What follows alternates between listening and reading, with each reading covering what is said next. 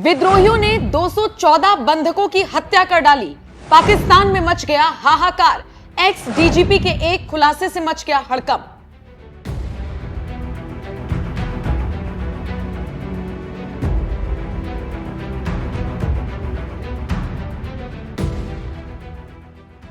नमस्कार, स्वागत है आप सभी का। आप देख रहे हैं एनएमएफ न्यूज। आपके साथ मैं हूं नमता चौधरी। पिछले 48 घंटों से न सिर्फ पाकिस्तान, न सिर्फ भारत, बल्कि दुनिया में हाफिज सईद का नाम गूंज रहा है, क्योंकि उसकी मौत की खबर का दावा किया जा रहा है। पुष्टि अब तक नहीं हो पाई है। वो अलग बात है कि हाफिज सईद के भतीजे और उसके राइट हैंड अबू कताल की मौत की पुष्टि हो गई है, लेकिन हाफिज सईद को लेकर अभी भी असमंजस की स्थिति है। पाकिस्तानी पत्रकार दावा तो कर रहे हैं, लेकिन सरकार के ऑफिशियल स्टेटमेंट का इंतजार उनको है। इस सब के बीच हाफिज सईद के बाद अगला नंबर किसका होगा और कौन है जो भारत के दुश्मनों को चुन चुन कर मार रहा है, फिर चाहे पाकिस्तान हो या फिर कनाडा हो, इसको लेकर भी तरह तरह की बातें की जा रही हैं। लेकिन इन सब के बीच जम्मू कश्मीर के पूर्व डीजीपी एसपी वैद इस पूरे मामले पर बारीकी से न सिर्फ नजर बनाए हुए हैं, बल्कि अपने सोशल मीडिया प्लेटफॉर्म के जरिए वो जनता को रूबरू भी करा रहे हैं। इसी कड़ी में उन्होंने 15 मार्च को एक ट्वीट किया था, और ये ट्वीट उनका ऐसे वक्त में आया था जब बीएलए ने एक ट्रेन को हाईजैक कर लिया था। और उसके बाद पूर्व डीजीपी जम्मू कश्मीर एसपी वैद ने क्या कुछ कहा था, वो आपको जानना चाहिए। वो लिखते हैं, बलूच विद्रोहियों का दावा है कि पाकिस्तान द्वारा समय सीमा न मानने के बाद उन्होंने 214 बंधकों की हत्या कर दी। कारगिल में पाकिस्तानी सेना ने अपने ही मृत सैनिकों को युद्ध के मैदान में छोड़ दिया था, और अब बलूचिस्तान में भी वो यही कर रहे हैं। उन्होंने अपने लोगों की जान की कभी परवाह नहीं की। पाकिस्तान के लिए अपमान का एक और दिन। इतना ही नहीं, एसपी वैद ने हाल ही में बाकायदा एक वीडियो जारी किया, जिसमें उन्होंने कहीं ना कहीं ये जिक्र किया कि इसमें कम से कम जम्मू कश्मीर पुलिस का हाथ तो नहीं है। ये वो तंज कसते हुए नजर आए हैं, और जिस तरीके से हाफिज सईद की मौत का दावा किया गया, उसके बाद उनका ये वीडियो सोशल मीडिया पर चर्चा का विषय बन गया। जरा देख लीजिए एसपी वैद इस वीडियो में क्या कुछ बता रहे हैं। हमारे पाकिस्तान से रिपोर्ट्स आ रही हैं कि अबू कातिल जो नेफ्यू है, जो भतीजा है हाफिज सईद का, एलईटी चीफ का, वो अननोन गनमैन ने उसको मार दिया है, और शायद हाफिज सईद भी जख्मी है। अबू कातिल जो है वो वांटेड टेररिस्ट था भारत का, और वो इन्वॉल्व था सिविलियन किलिंग में रियासी डिस्ट्रिक्ट में, जो शिवखोड़ी से यात्री आ रहे थे। अबू कातिल इन्फिल्ट्रेशन कराने में भी रजौरी पुंछ में काम करता था, और वहाँ हालात बिगाड़ने की कोशिश कर रहा था। आप फिक्र ना करें, इसमें जम्मू कश्मीर पुलिस का हाथ नहीं है। गनमैन को हमारा डबल सैल्यूट, वो भारत के लोग हमेशा उनके आभारी रहेंगे।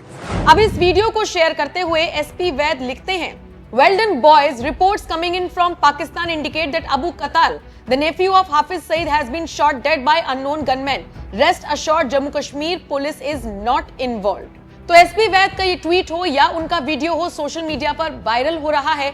और इन सब के बीच पाकिस्तान की सेना किस तरीके से काम करती है, कैसे वहां से आतंकवादी गतिविधियों को अंजाम दिया जाता है, ये उन्होंने उस वक्त बताया था जब अब से कुछ महीने पहले मैंने खुद उनके साथ एक पॉडकास्ट शूट किया था। ऐसे ही एक वीडियो के साथ आपको छोड़े जा रहे हैं, जिसमें एसपी वैद और ज्यादा जानकारी दे रहे हैं। बाकी आप इस खबर पर अपनी राय हमें जरूर।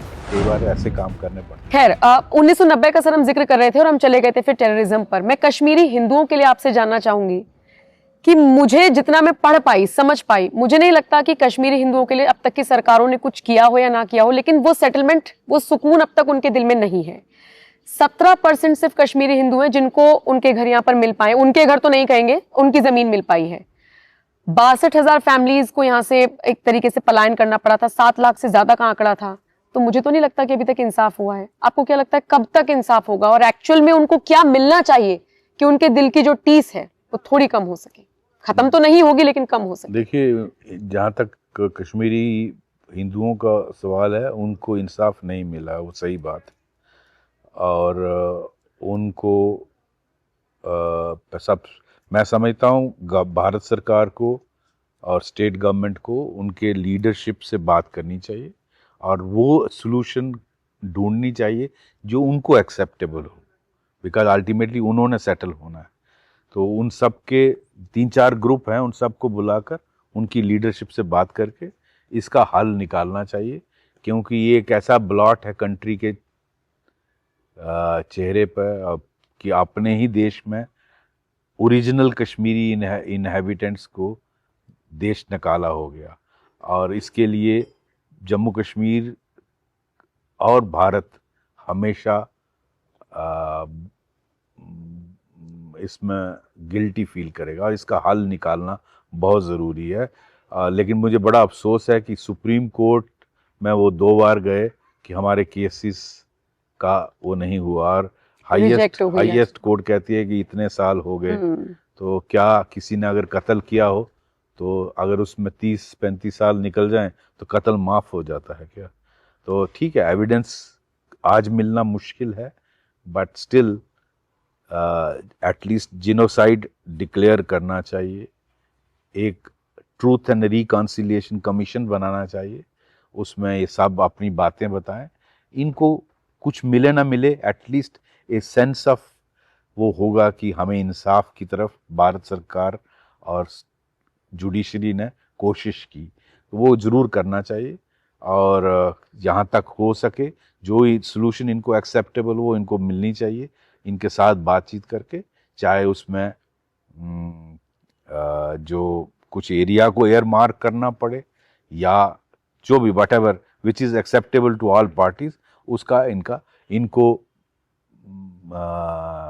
एक सेपरेट टेरिटरी देनी है या इनको लोगों के बीच में रहना, क्या वो मुमकिन है? हालात जब तक लास्ट गन रहेगी, Kashmiri pandits on the instructions of the Pakistan will always remain A target.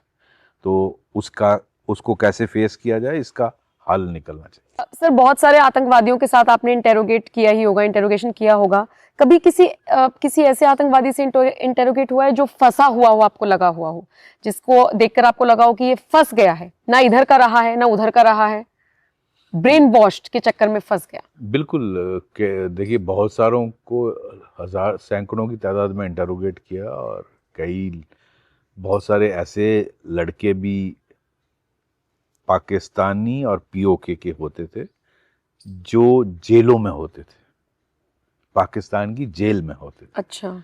और उनको बेसिकली क्रिमिनल हिस्ट्री होती थी, किसी ने मर्डर किया, किसी ने रेप किया, किसी और तरीके से अगर वो जेल में है, तो आईएसआई क्या करती है कि उनको रेडिकलाइज करती है, उनको ले आती है कि आपको छुड़ा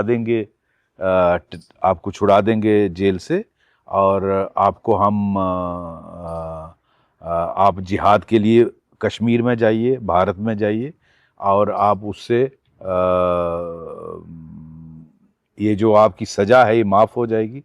इस तरह का गुमराह बच्चों को करते हैं, और बहुत सारे ऐसे लगते हैं क्योंकि ये भी किसी के माँ बाप का बच्चा है, यंग लड़कों को गुमराह किया जाता है, तो वो बिल्कुल ये पॉसिबल है, बहुत सारे हैं ऐसे। सर, आर्टिकल 370 हटने के बाद कश्मीर में मोटे मोटे तौर पर क्या बदला? क्योंकि जो कश्मीर से बाहर बैठे हुए लोग हैं, जम्मू कश्मीर से, वो उस चीज को समझ नहीं पा रहे हैं। एज अ टूरिस्ट, जैसे मैं कश्मीर गई घूमने अब से 2 साल पहले, तो मुझे लगा कि क्या क्या सुना था कश्मीर के बारे में, यहाँ तो बड़ा अच्छा है, यहाँ पूरी फौज तैनात है, गश्त हो रहे हैं, लोग अच्छे हैं, सब चीजें अच्छी लगी। लेकिन अभी भी जो लोग बाहर बैठे हैं वो समझना चाहते हैं कि मोटे मोटे तौर पर अगर आप समझा पाए क्या बदला है। सबसे पहले जो डर का माहौल था वो कम हो गया। जो मैं बता रहा था आपको, कैलेंडर हुर्रियत का निकलता था वो बंद हो गया, पत्थरबाजी बंद हो गई, स्कूल कॉलेजेस जो बंद होते थे, आए दिन हड़तालें होती थी, सिविल कर्फ्यू, वो बंद हो गए। जो कश्मीरी पहले बाहर निकलता था उसको मालूम नहीं था कि मैं वापस शाम को आऊँगा कि नहीं आऊँगा, उसका बच्चा स्कूल गया है, क्या वो वापस शाम को ठीक ठाक आएगा कि नहीं आएगा, ये सारी चीज़ें बदल गई। आज जिस लाल चौक में आए दिन ग्रेनेड फटते थे, फायरिंग होती थी, आज वहाँ आपने देखा लाल चौक बिल्कुल पिकनिक स्पॉट बना है, और जो 6 बजे 5-6 बजे बंद हो जाता था, आज वो 9 बजे तक 11 बजे तक खुला होता है रात के। तो ये सारी चीज़ें तब्दील हुई। आप डेवलपमेंट पुश जो प्राइम मिनिस्टर मोदी का है, आप IITs, IIM, 2 AIIMS, medical college जो 4 थे आज एक डजन है, ये सेंट्रल यूनिवर्सिटी, ये सब एजुकेशन हब बन रहा है। इंडस्ट्रियल पॉलिसी नहीं आई, उससे डेवलपमेंट पुश में फ़ायदा हुआ, इंफ्रास्ट्रक्चर को डेवलप किया गया, किया जा रहा है। आप देखें हाईवेज बन रहे हैं, पुल्स बन रहे हैं, टनल्स बन रही हैं, इस तरह का ये सारा कश्मीर का नक्शा बदल रहा है। ये सारी चीज़ें तब्दील हो रही हैं। आप लाखों लोग जो वेस्ट पाकिस्तान रिफ्यूजी आए थे, गोरखास थे, जो उनको सिटीजनशिप डिनाई की गई थी, 370 हटने से वो नेचुरल सिटीजन बने। बहुत सारों को पॉलिटिकल रिजर्वेशन जो नहीं मिलती थी, शेड्यूल कास्ट, शेड्यूल ट्राइब, वो मिलने लगी। बहुत सारे लॉज जो भारत के सिटीजन्स के लिए वेलफेयर स्टेट होने के बाद नाते उनको फ़ायदे थे, वो डिनाई किए गए JNK को, वो सारे लॉज एप्लीकेबल हुए। तो इस तरह की बहुत सारी स्कीमों का फ़ायदा जम्मू कश्मीर को हुआ। सर, जब मुझे पता लगा कि आपका इंटरव्यू करना है तो मैंने रिसर्च करना शुरू किया, और वहाँ पर मुझे एक आर्टिकल मिला जिसमें मैंने पढ़ा कि किस तरीके से आप पर भी हमला हुआ था। और अगर मैं देख पा रही हूँ, आपका ये जो उंगली है, ये पूरी इसकी सर्जरी वगैरह हुई है। अगर आप थोड़ा एक्सप्लेन करें, बताएं कि एक्चुअल में कैसे सब चीज़ें हुई। देखिए, 23 मार्च 1999 की बात है। मैं DIG Baramulla range, Baramulla Kupwara border districts हैं कश्मीर वैली के, मैं वहाँ का रेंज DIG था। और मैं उस वक़्त IG कश्मीर का चार्ज मेरे पास था। तो मुझे श्रीनगर में रहना था और वहीं रात को रुकना था 4-5 दिन के लिए। तो लेकिन किसी वजह से मुझे वापस जाना पड़ा बारामूला रात को। तो रात को जब ट्रैवल कर रहे थे तो 8 साढ़े 8 बजे का टाइम है, 23 मार्च 99। तो सर्दियों, वहाँ मार्च में सर्दियाँ होती हैं कश्मीर में और अंधेरा जल्दी होता है। हल्की सी बारिश हो रही थी। तो एक पुतखा गांव है सोपुर क्रॉसिंग से 1 किलोमीटर पहले, वहाँ टेररिस्टों ने वायरलेस सेट पे मेरी मूवमेंट इंटरसेप्ट की। उनको पता चला कि मैं आ रहा हूँ, तो उन्होंने गांव खाली कराया पुतखा, और दोनों तरफ सड़क के जो दुकानें थी उसके ऊपर UMGs फिट की थी। और जब UMG sir, universal machine gun, तो ये बुलेट प्रूफ गाड़ी में मैं था, एम्बेसडर गाड़ी बुलेट प्रूफ होती है अगेंस्ट AK-47, लेकिन UMG रिपीट फायर करती है, वो बुलेट प्रूफ को भी पंक्चर कर देती है। तो आगे JNK पुलिस का एस्कार्ट था, उस पर फायर हुआ, वो निकल गया। उसके बाद मेरी गाड़ी आई, उस पर सैकड़ों गोलियां आईं, और उसमें से एक गोली ड्राइवर को लेफ्ट कंधे से कट, यहाँ से पंक्चर कर गई, और वो फ्रंट शीशे जो बुलेट प्रूफ शीशा था उसको क्रॉस कर गई, क्योंकि रिपीट फायर था। दूसरी गोली आई, उससे ये मेरा हाथ पूरा कट गया, रिकंस्ट्रक्ट किया है, ये पिन पर खड़ा है, ये हड्डी शैटर हो गई। तो इसको यहाँ से मांस लिया गया, इसमें 2-3 महीने की सर्जरी हुई।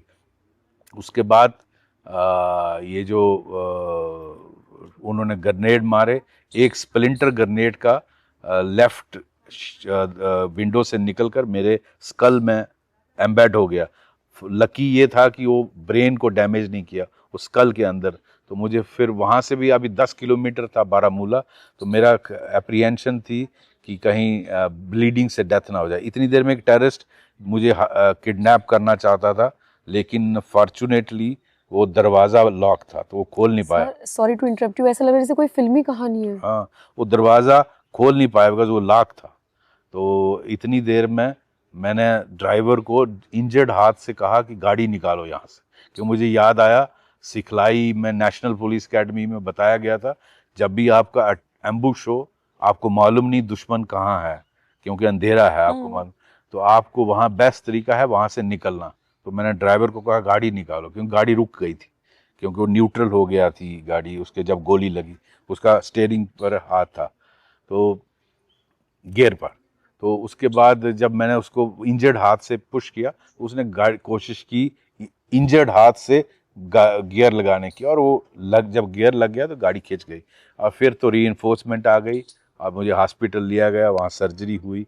और खैर वहाँ तो इनफैक्ट लोकल एनेस्थीसिया नहीं था, और जिस तरह बोरी को सीते हैं ऐसे सिया उन्होंने। और उसके बाद आर्मी के जनरल आ गए, DC SSP सभी आ गए। उन्होंने मुझे रात को डिप्लॉयमेंट करके 92 बेस हॉस्पिटल शिफ्ट किया, जहां ये मेरा स्प्लिंटर स्कल से निकाला गया। कितना टाइम आपको लगा प्रॉपर रिकवर होने में, क्योंकि ये तो आपकी ऐसी रह गई है ना? 2 महीने। 2 महीने में पूरी तरीके से ठीक हो गए थे। सर, आजकल एक नई तरीके से वॉर चल रहा है। अभी मैं एक खबर पढ़ रही थी इजराइल को लेकर कि पेजर के जरिए अटैक किया गया। ये जो नई नई टेक्नोलॉजीज हैं साइबर वॉर की, आप इसे किस तरीके से देखते हैं? ये बिल्कुल न्यू पैराडाइम है। ये जो अब अटैक जो चाइना जो इसका हमास और इजराइल का जो चल रहा है, इसमें देखिए technology is very, it has completely changed. Now it is no more a war of कि एक राइफलमैन जाएगा और हिट करेगा। अब it is much of technology. आप देखें किस तरह से मोसाद ने किस तरह से पहले ही इस सप्लाई को इंटरसेप्ट किया, उसमें एक्सप्लोजिव डाला, उसको पहले तो उन तक ये बात पहुंचाई कि आपके मोबाइल्स को ट्रैक किया जाता है इजराइल के द्वारा और इजराइल फिर आपको टारगेट करता है। तो आप स्विच ओवर करो उस ऑब्सलीट टेक्नोलॉजी जो पेजर्स है। पेजर्स ये वर्क करता है नॉट टू वे। ये अब मैं यहाँ से पेजर मैसेज देता हूँ तो कंट्रोल लेता है, कंट्रोल फिर आगे आपको पास करेगा, तो उसको इंटरसेप्ट करना मुश्किल होता है। पहले ये बात फैलाई, फिर उन्होंने ये डिसीजन लिया ये बात पता करना। तो मोसाद इसीलिए दुनिया में माना गया है। मैं समझता हूँ हमें इनसे लेसन लेना चाहिए और हम सबको